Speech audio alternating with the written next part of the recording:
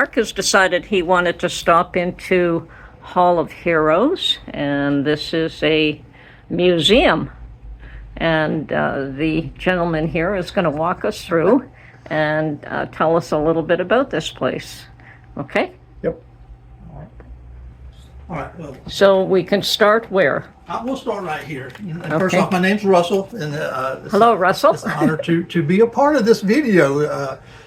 But this right here, this is the lady that started the Hall of Heroes, and her name is Bobby Trammell. She wanted to honor her husband and her brothers, and so she asked a plea to the town to bring their pictures in, and they started in the library, and they had such an outpouring of pictures in the library that they quickly outgrew the library, because they were in a hallway. That's where they got the name, the Hall of Heroes, because they were putting them in the hallway, and so they actually got into a spat, into a little over space, and so they had to move out the Hall of Heroes, and that's how we ended up here on the square in this building. This building right here is over 100 years old. It was built, let me make sure here, in 1870.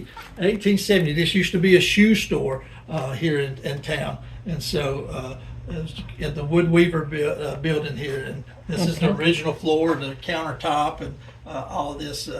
They had to totally renovate this building because it was not up to code. Let me just say that. So it took a lot of work to get this where we could open it up. But we honor not only our military, but we honor our fire and police, first responders here in town as well. We've got a section in the very back for them. And so you see some of the fire chiefs and some of the police chiefs here in this town over the years. And this was the bell that came off of the fire truck, the very first fire truck, which is pictured right here. And down here was in a parade, but this bell, they donated it, and this was back 1914 is when the first fire truck was. And, does it still ring? oh, would you like to hear it? Yes. All right, it's going to be loud now. Oh, it certainly is. Sorry about that, people. That's okay. But as we go around here, this is, I don't know if you're familiar with the number 666. It's in the Bible, the biblical number, the mark of the beast. There was actually a plane in World War II that had that on its tail, Flight 666, and this was actually the plane right here. It's a B-17. I think it's a B-17. Let me make sure. I was a B-17 navigated for the. Yes. Oh yes, I see that old 666. Yes. Landed in New Guinea. Okay. Well, anyway, it had a mission. They had to repair this plane, get it to where they could fly. They outfitted it with more weapons on it, more guns, and so they were taking pictures over the Pacific Ocean. I'll make this story quick, but trying to map out where the Japanese were located during World War II. And as they were flying over, they saw an island that had a runway cut out, and in that runway there was a squadron of fighter planes from Japanese fighter planes. And so they tried to raise up in altitude, but the fighters saw them and they came after them. And so as they got into a dogfight, and this one plane against this whole squadron of Japanese planes, they shot down, I can't remember the exact number, like 6, 7, 8 of the Japanese planes. Wow. The front gunner right here, he got killed, unfortunately. They took on, that was the first place that they got hit, was where that gunner was at. And so that guy actually passed away on the flight. But they were able to outlast the Japanese. Japanese ran out of fuel, had to turn around, head back. The pilot had taken a hit too. He had over 200 pieces of shrapnel from the plane embedded in his body. Oh my goodness. He continued to fly. He wanted to finish the mission. Did he survive that? He did survive it. And they, like I said, it took over 8 hours after the mission began before they got back to New Guinea. When they landed, the first responder said, "Don't worry about the pilot. He's dead. Let's get these other people off of here." Anyway, the pilot was not dead, so he actually did survive it. They were called the Eager Beavers, which is a picture of them right here. You can look this up online. They're the most decorated crew ever in the American military. So this guy right here, this Colonel Ruby Johnson, our president here of the Hall of Heroes is Colonel Chuck Keith. This is his uncle on his mother's side of the family. So he actually received a Distinguished Service Cross. He volunteered for this flight. And so this is his uniform right here. Okay. And this right here is his other uncle on his dad's side. It says Lieutenant Colonel Crawford Keith, but he was actually became a full bird colonel, and he was received a Silver Star medal, and he worked at the Pentagon. And I always kid Colonel Keith. I was like, "How did you become a colonel and your two uncles were colonels as well?" Obviously, that's it's just. To me, blows my mind how that all runs in the family. Yes, but that's called the Eager Beavers, though. A lot of history in what they did, and I'm sure it helped to win the Pacific War because they found out where they were located at. As you come down through here, we also honor, go back to World War I, as we were talking a little bit ago. That's the doughboy uniform that they used in the trenches of World War I. And of course, they used the whistle right here to be able to communicate back and forth, as well as a bugle, which we've got up here in another case that they had. And then we have several different uniforms from that era. And we also were talking about the guys that jumped from the airborne during D-Day and before, during the war. If you ever seen that movie Band of Brothers, that's what that movie was about. These guys, and this is what all they carried on them, which is they had a load to carry. You better be in good shape to be able to carry all Yes, that. quite a bit. And then we also we talked about the pigeon that they carried, Yes. homing pigeons there to write their coordinates on, and it would fly back across France, across the English Channel there into London. Ladies would collect them. So interesting to me what all these guys Yeah, carried. a lot to carry here. Yes, and as I told you earlier, a bra company actually made the pouch here for the pigeon. That was their part of the war.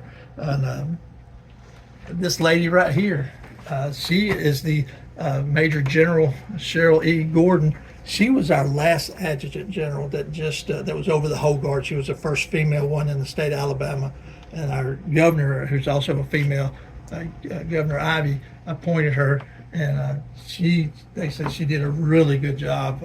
She used to be a school teacher, but she worked her way up all the way up to general, and she became a major general, a 2-star general. So, and these, of course, are some of our board members' uniforms across here, and this guy right here, a lot of people may have forgot back in I think it was '81 when the U.S. Marines were in Beirut, and they got bombed their barracks, and they lost over 200 and something guys that night. This guy right here, he works here at the Hall of Heroes on Fridays. Oh, okay. Richard Herbster, that's his uniform. He had just left to go back to the ship a couple of days before, and the guy that was in his bunk got killed. He had to. There was only like 1 or 2 people from that whole section that survived, and he, super guy. If you ever come in here, and he's in here, he got so much knowledge of what all went on. A lot of stories, I'm sure. And one more quick one, Miss Julie Zorn Moon. This is her uniform. She was in the WAC, the women in the Army there, and this is her actual picture here.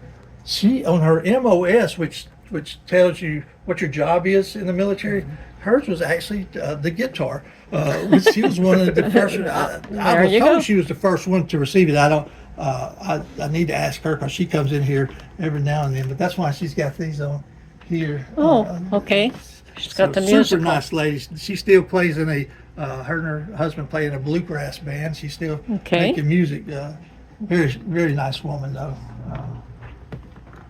And we have over 1,400 veterans from this area who have actually brought in their pictures. And the ones, as I was telling you earlier, that have the stars by their names were actually killed in action. And we take in new classes every Veterans Day, which is November 11th at 11 o'clock. We'll take in a new class of veterans. And this was our last one right here. We took in, I think, 32 this last year. And so we've got already about 18 for this next year, and I expect us to have over 30. So we continue to grow, but space is getting limited in here. This is kind of the World War II section, and these are a lot of artifacts that you would find, especially over here behind you. of what they used in World War II, all the way from shaving kits to bandages to sewing kits over here, to the bayonets that they had on the end of their guns. And, What is this? that's where the leg wraps that went over the boots, especially Okay. during World War One. Okay. You would see those to Yeah. keep the mud out. And, Yeah. and so they they're definitely on the doughboy. And that's the bayonet? Yes, that was one type of bayonet, and this is another type that would go on the end of the rifle. Yeah, okay. This right here is amazes me. This whoever was wearing this canteen. Oh my goodness, that was pretty shot up, wasn't it? Yeah, it took a bullet and Took just like more it than came- one. Yeah, it was not a good situation, I'm sure. But this is a lot of the food utilities that they would use, as well as shovel up here, and A shovel, oh yes, could be definitely a used for shovel. different things. And then you had, these were old phones that they used to communicate with. And this was a general's desk, a field desk. It would actually all fold down and snap together, that the general could work out of on the field, on the battlefield. And so, Desk and filing cabinet all in one. yes, all in one with a chair and everything all connected together. And, I was telling you about Colonel Keith just a little bit ago and his two uncles. This was his dad right here. This picture right here. And Oh, okay. his dad was in the Korean War back in the 50s, and he loved Doris Day. And I don't know if y'all have heard of Doris Day, but Oh, yeah. well, he wrote her a letter, and she actually sent him an autographed picture, which is here. That's him in Korea, and that's the picture, and that's how he received it right there in Korea. But Interesting. I just thought that was something else to actually receive it in while he was overseas in Korea. So Okay. we'll come on down this way. And again, these are some of the different military police uniforms you'll see in the different branches. And again, we're moving on up into the Vietnam era and the Korean War era. We use a color code.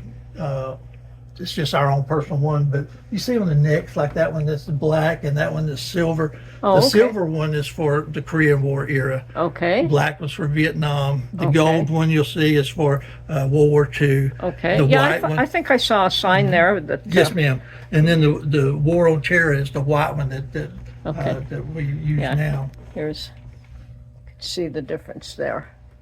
And see, there's a gold one right there. Oh, yes, good. Thanks for pointing that one out.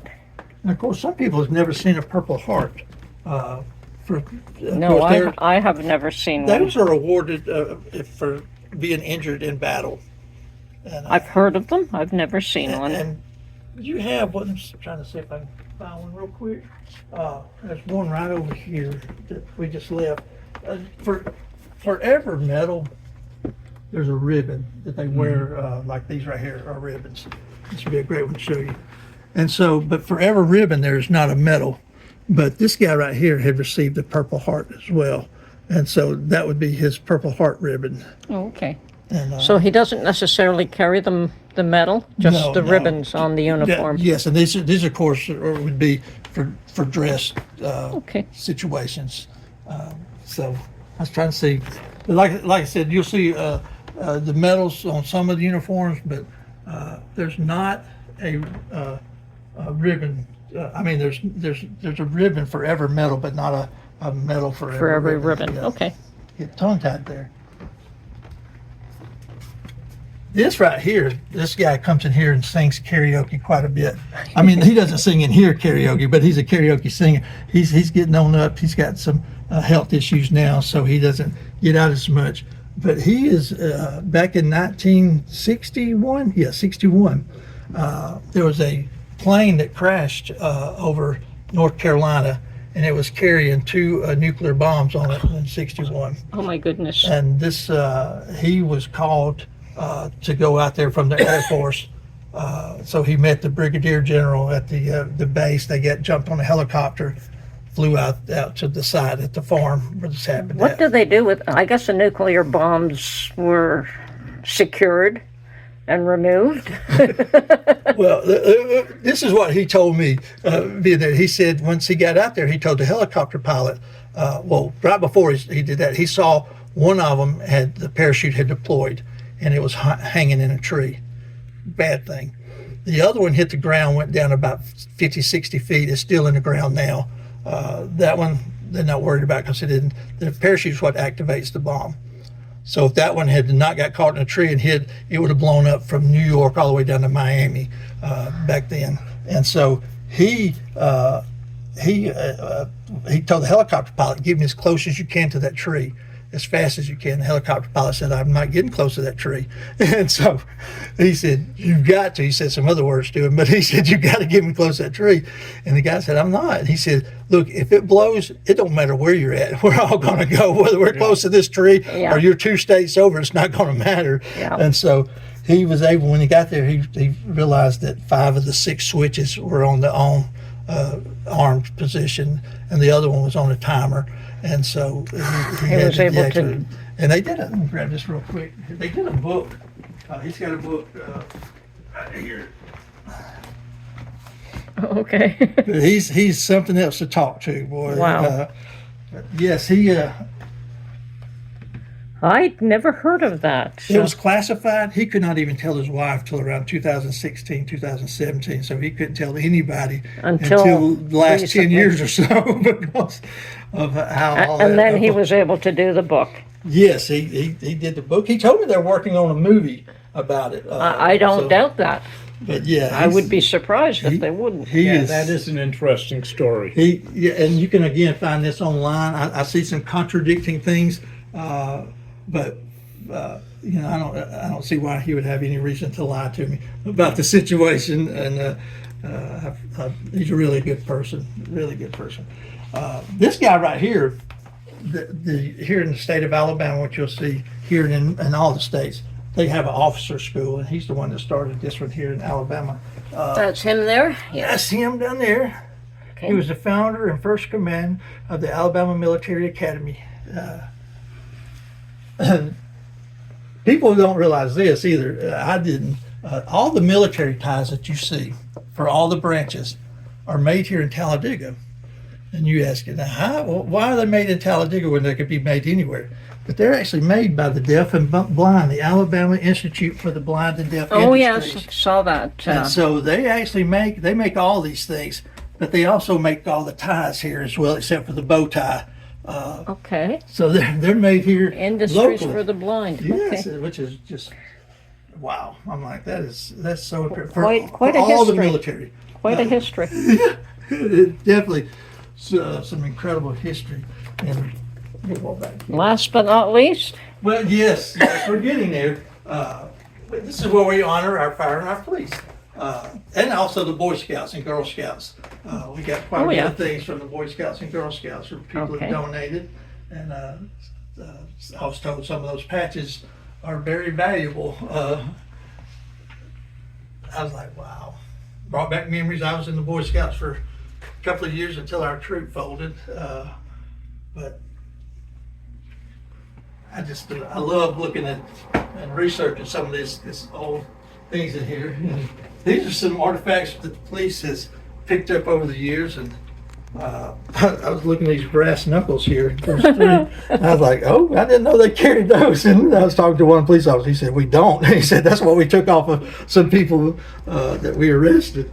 Of course, it's going from that now to guns. But anyway, the old jail key reminds me of, if you've ever watched Andy Griffith, reminds me of their prison. That's a pretty large key. Wonderful. Yes. And these are the officers that have passed away that we've honored over the years. That's get moved over here to this one. Well, thank you very much. Well, you're welcome. I hope I didn't bore you, but there's much more. Oh, no, I'm sure you only just scratched the surface here, too. So it's been definitely interesting. Mark? Yes, Okay. very Mark, interesting. does she always make you be quiet while she's filming, or do you usually? No, she just talks. I'm kidding. Trying to get a word in edgewise is sometimes a losing battle. I know better.